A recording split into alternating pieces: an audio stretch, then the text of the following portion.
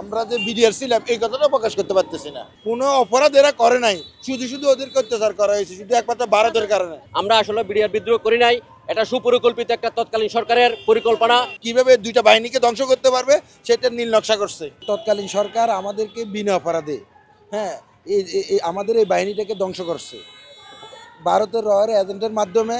আমাদের এই দেশটাকে আমরা যাতে ভালো থাকি বা সেনাবাহিনী যাতে ভালো থাকে এটা সরকার চাই নাই।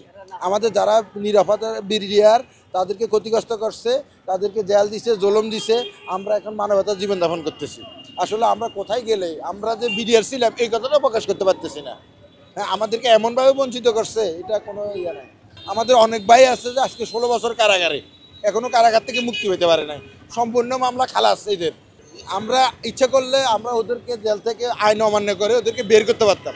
আমরা বাহিনী সুশৃঙ্খল বাহিনী হয়েও আইন নিজের হাতে তুলে নিয়ে, আর এদেরকে এমনভাবে আটকায় রাখছে, এরা অনেক কারাগারে মারা যাচ্ছে। হ্যাঁ, এদের কোনো ওষুধ নাই, কোনো কিছু নাই, ওদের কোনো চিকিৎসার ব্যবস্থা করে না, ওরা কারাগারেই মারা যাচ্ছে। রিমান্ড দেওয়া হয়েছে, তখন অত্যাচার করা হয়েছে। কেন? কোনো অপরাধ এরা করে নাই, শুধু শুধু ওদেরকে অত্যাচার করা হয়েছে শুধু একমাত্র ভারতের কারণে। হ্যাঁ, এদেরকে কোনো আইনে এদেরকে রাখা হয়েছে 16 বছর। আমরা চাই সমস্ত ঘটনার পূর্ণ তদন্ত হোক এবং সুস্থ বিচার হোক। আর যারা চাকরিচ্যুত হয়েছে তাদেরকে সম্পূর্ণ সুযোগ সুবিধা দিয়ে, রেশন বেতন ভাতা দিয়ে তাদের চাকরিতে পূর্ণ বহাল করা হোক। এই যে দেখেন, যারা মাস্টার মাইন্ড এই ঘটনাটা, মির্জা আজম, জাহাঙ্গীর কবির নানক, ওবায়দুল কাদের, হ্যাঁ, যারা যে আমির নেতা তোরাব আলী, হ্যাঁ, শেখ সেলিম, ফজল করিম সেলিম, এরা কোথায়? হ্যাঁ, ওই দিন আপনার 3 ঘন্টা বিমান কী কারণে লেট হয়েছিল, ওরা কোথায় পাই গেছে? হ্যাঁ, তারপরে ভারতের দ্বারা এই ঘটনা তো আমাদের বিডিআর কোনো সদস্য অস্ত্র চালায় নাই। এগুলা ওরা ওইখান থেকে পরিকল্পনা করে কিভাবে দুইটা বাহিনীকে ধ্বংস করতে পারবে সেটা নীল নকশা করছে। 6 তারিখে আমাদের একটা জামিন শুনানি ছিল যে আমাদের বিডিআর হত্যা মামলার, যেটারে এতদিন তারা বিদ্রোহ বলে চালিয়ে দিয়েছে।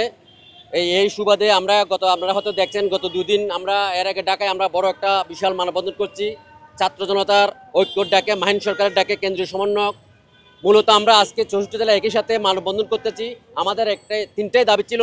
আমাদের প্রথম দাবি হচ্ছে আমরা যে 2009 সালের যে সমস্ত আমাদেরকে যে বিডিআর হত্যা বিদ্রোহ বলে যে আমাদের উপর যে চালিয়ে যে তোকমা লাগিয়ে দিয়েছে, আমরা আসলে বিডিআর বিদ্রোহ করি নাই, এটা সুপরিকল্পিত একটা তৎকালীন সরকারের পরিকল্পনা যে সেনাবাহিনী এবং বিডিআরকে মুখোমুখি করা এবং তাদের মান সম্মান ক্ষুণ্ণ করা। আমরা এখনো কোনো জায়গায় গেলে আমরা এখনো বলতে পারি না, আমাদেরকে অনেকে জানে যে আমরা এর সাথে জড়িত, কিন্তু আসলে তা না। এটাকে সুষ্ঠু পরিকল্পনাভাবে করছে তৎকালীন সরকার। আমাদের যারা জেল বন্দী আছে এখনও ভাই, আমাদের সাথী ভাইয়েরা, তাদের মুক্তির দাবি জানাচ্ছি এবং 57 সেনা সহ যে 74 জন 2009 সালে শহীদ হয়েছিল তাদের সুষ্ঠু বিচারের দাবি জানাচ্ছি। এবং আমাদের যে সমস্ত 18,520 জন যে আমাদের চাকরিচ্যুত বিডিআর বাইরে আছে, তাদের সকল সুযোগ সুবিধা সহ আমাদের চাকরিতে পূর্ণ বহাল দাবি জানাচ্ছি।